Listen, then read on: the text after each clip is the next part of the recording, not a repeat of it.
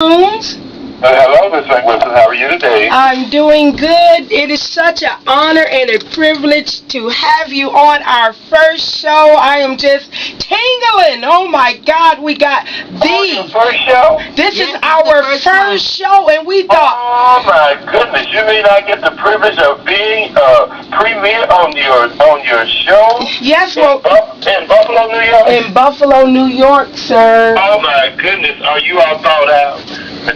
Oh yes, well, it's not even cold here. It's a wonderful, wonderful day in great, beautiful Buffalo, New York. Yes, it's 40 degrees, so we going through a heat wave. All right. Well, listen, Dr. Jones, I would just like to first of all thank you for the privilege for inviting me out to your gospel artist retreat in Las Vegas. And I was telling them that it was such a great experience to go down to Las Vegas and feel the warmth and the hospitality that you presented to us as gospel artists. You really make a person feel welcome, and I just want to commend you and your staff for that.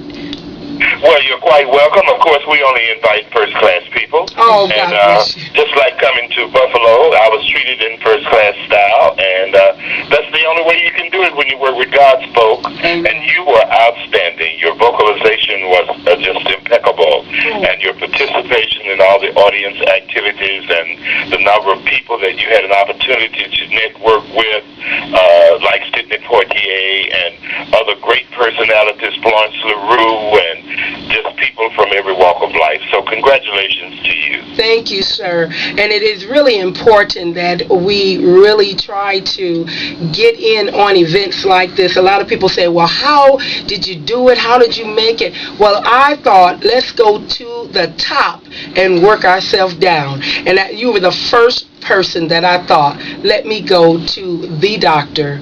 Bobby Jones.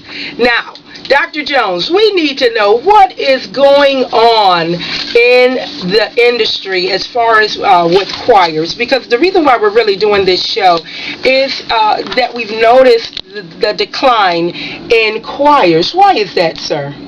Well, I guess they're just the signs of the times. You know, we Christians just fall on to whatever we think that is most valuable in our saving grace during the period of time that we're in something.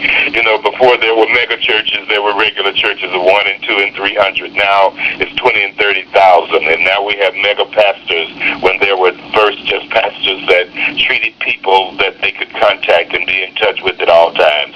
So the signs of the times.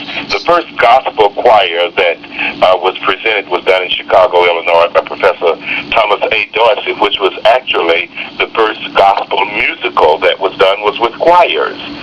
That was this choir in the West Side Church in Chicago, Illinois. Then it grew from choirs to groups and from groups to soloists and etc. By adding Willie Mae Ford Smith and Sally Martin. Those were the forerunners in the industry of gospel music.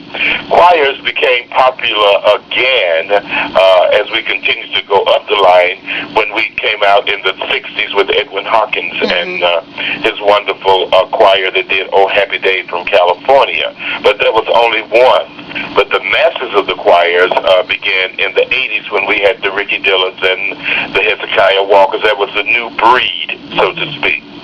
Right now, because, well, in the last 5 or 10 years, it's so expensive to bring choirs into various cities because of the number of people that the promotion of the choir participation lessened.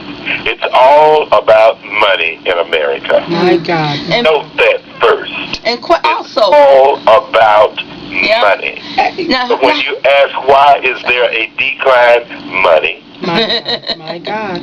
Now, why is that affecting the local church? Even with the local church, there are more praise teams, praise and worship teams. Why is there even in the local churches not a lot of choirs?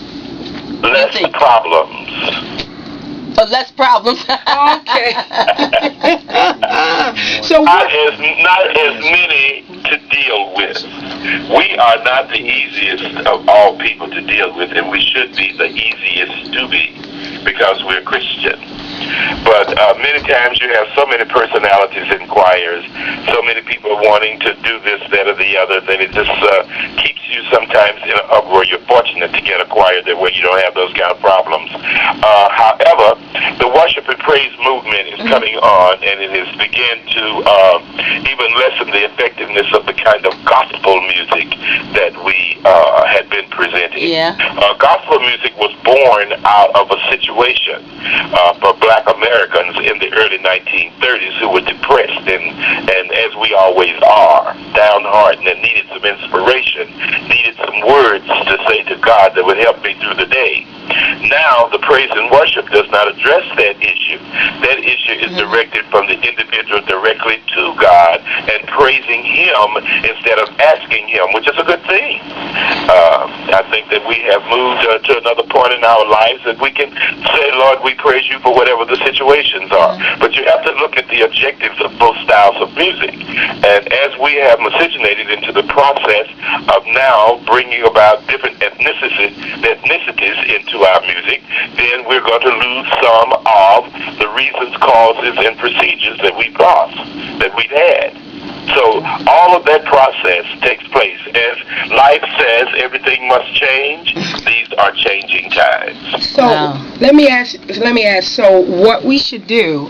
What is your suggestion? As when they were in Egypt and they were following the cloud, what cloud should we follow right now, Dr. Jones? What do you think? What is your suggestion?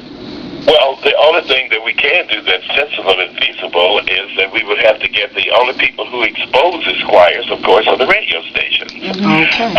If we can some kind of way outline, here we go back to money again.